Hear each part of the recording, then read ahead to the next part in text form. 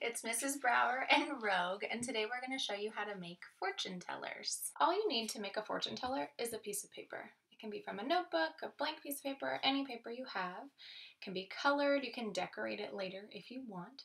But the first thing we need to do is make a square. So we're going to take one corner of our paper, because right now it's a rectangle, and we're going to fold that corner to line up with the side of our paper all the way down. And we want to be really careful to line it up as neatly as we can.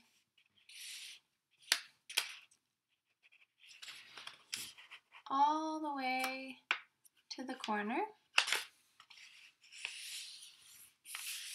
And make a light crease there. Now, this section is what I need to get rid of to have a square. So I'm going to fold this section back and forth a couple of times and tear it off. If you have scissors, you can just cut it off.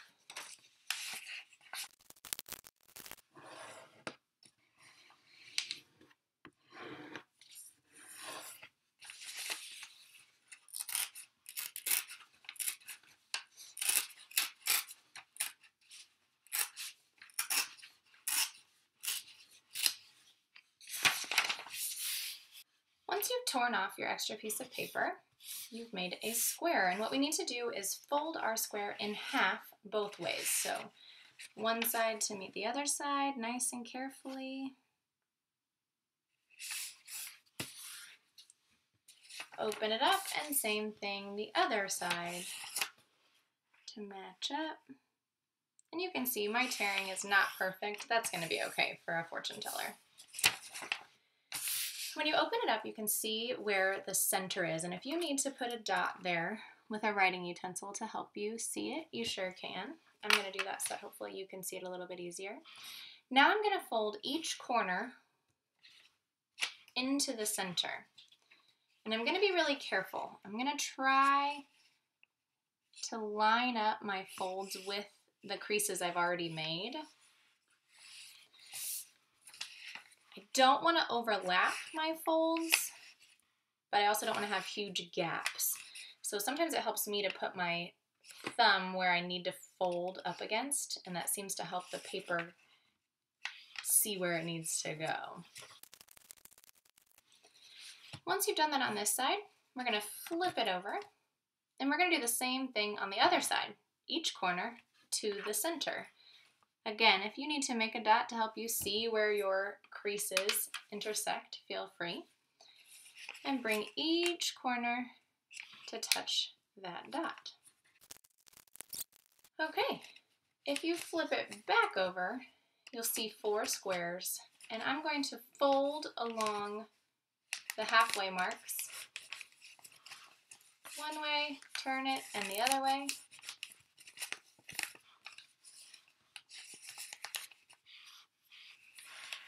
And if I turn it back over and kind of close my book, fold that back in half, I'll see my 4 squares on the outside. What I want to do now is put my finger inside each of those squares. My pointer finger and my thumb are going to go next to each other on this side.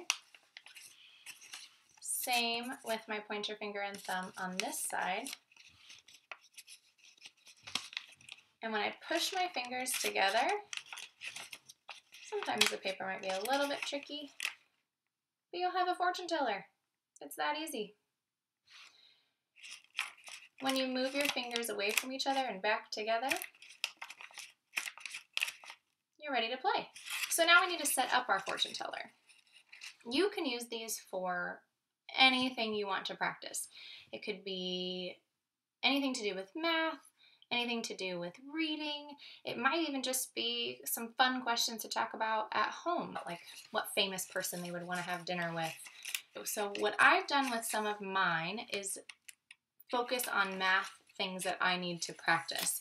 So maybe you need to practice your skip counting. So you make the numbers around the outside edge, numbers that you skip count. You can, on the inside then, on each section, write a multiplication problem, addition, subtraction, division, anything that you need to practice. And on the inside of your flap, you can choose if you want to write the answer to the problem that was underneath that section. So 3 times 4 When I open it, it's upside down for you, but when I see it, it says 12. Or you could put a question and another question inside. So it's completely up to you. On some of them, maybe you'll put colors and you might spell out the color. If somebody picked blue, then maybe I would spell B-L-U-E. And then somebody picks one of these 4 choices. We mentioned multiplication. You can also use this with vocabulary, addend, factor, product, sum. I would suggest laying your fortune teller flat and fill it out with whatever you want to practice. So what I need to do now is open this up, lay it flat, and on each of my sections I need to write the next thing I want to be practicing. Maybe I'm working on some addition facts